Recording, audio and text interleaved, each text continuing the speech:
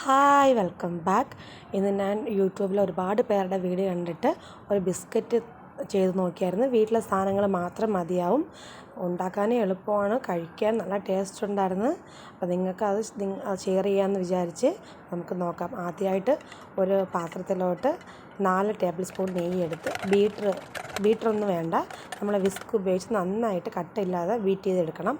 അതിനകത്തോട്ട് 1/2 കപ്പ് പഞ്ചസാര പൊടിച്ചത്, അര ടേബിൾ സ്പൂൺ ഏലക്ക പൊടിച്ചത്, വാനില എസൻസും ചേർക്കാം, 1 കപ്പ് മൈദ മാവ്, 1/2 ടേബിൾ സ്പൂൺ ബേക്കിംഗ് പൗഡർ, ആവശ്യത്തിന് ഉപ്പും ചേർത്ത് നമുക്ക് പുട്ടിന് കുഴയ്ക്കുന്ന പരുവത്തിൽ നന്നായിട്ട് അതിനെ കുഴച്ചെടുക്കാം. അത് കുഴച്ച് വന്നാൽ ഒരു 1/4 കപ്പ് പാലെടുത്തിട്ടുണ്ട്, അത് കുറേശ്ശെ ഒഴിച്ച് നമുക്കത് കുഴച്ചെടുക്കാം. ഒരുപാട് പാൽ വേണ്ടി വരത്തില്ല. അപ്പോൾ ഒരുപാട് ആദ്യമേ തന്നെ ഒഴിക്കരുത്, എങ്കിൽ ലൂസായി പോവും.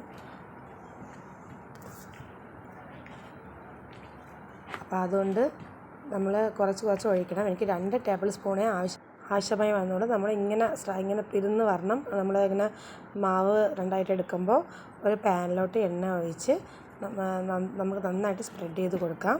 അതിനകത്തോട്ട് നമുക്ക് ഇഷ്ടമുള്ള ഷേപ്പിൽ തയ്യാറാക്കി എടുക്കാം. ഞാനിവിടെ ഒരു സ്ക്വയർ ഷേപ്പ് പോലെ ആക്കി എടുത്തിട്ട് കത്തി കൊണ്ട് ഒന്ന് വരഞ്ഞു കൊടുത്തിട്ടുണ്ട്. അപ്പോൾ നമുക്കെല്ലാം അങ്ങനെ തന്നെ ചെയ്തെടുക്കാം. നമ്മൾ ഈ എടുക്കുന്ന സമയത്ത് ക്രാക്ക് പോലെയൊക്കെ വീഴും, അപ്പോൾ അതാണ് അതിൻ്റെ പരുവം. അങ്ങനെ ഇരുന്നാലേ നമ്മൾ ബിസ്ക്കറ്റ് നന്നായിട്ട് വറുത്തുള്ളൂ. അപ്പോൾ ഇനി ഒരു പാനിലോട്ട് ഞാനൊരു 5 മിനിറ്റ് ഹൈ ഫ്ലെയിമിലിട്ട് ഒരു പഴയ പാന് ചൂടാക്കിയിട്ടുണ്ട്. അത് 5 മിനിറ്റ് കഴിഞ്ഞപ്പോൾ സിമ്മിലോട്ട് ഇട്ടിട്ട് നമ്മൾ നേരത്തെ വെച്ചിരുന്ന ബിസ്ക്കറ്റ് പാത്രത്തോടെ ഇറക്കി വെച്ച് മൂടി വെച്ച് 20 മിനിറ്റ് മൂടി വെച്ച് വേവിച്ചു. അപ്പോൾ നമ്മുടെ ബിസ്ക്കറ്റ് ഇവിടെ റെഡിയായി. അപ്പോൾ ബാക്കിയുള്ളതും കൂടെ ഇതേപോലെ 20 മിനിറ്റ് ചെയ്തെടുക്കാം. അരമണിക്കൂർ ചൂടാറാൻ വെച്ചിട്ടുണ്ട്. നമുക്ക് ഈ പാത്രം തട്ടി നോക്കുമ്പോൾ തന്നെ അതിൻ്റെ സ്ട്രക്ചർ മനസ്സിലാവും. അപ്പം എല്ലാവരും ചെയ്ത് നോക്കണം.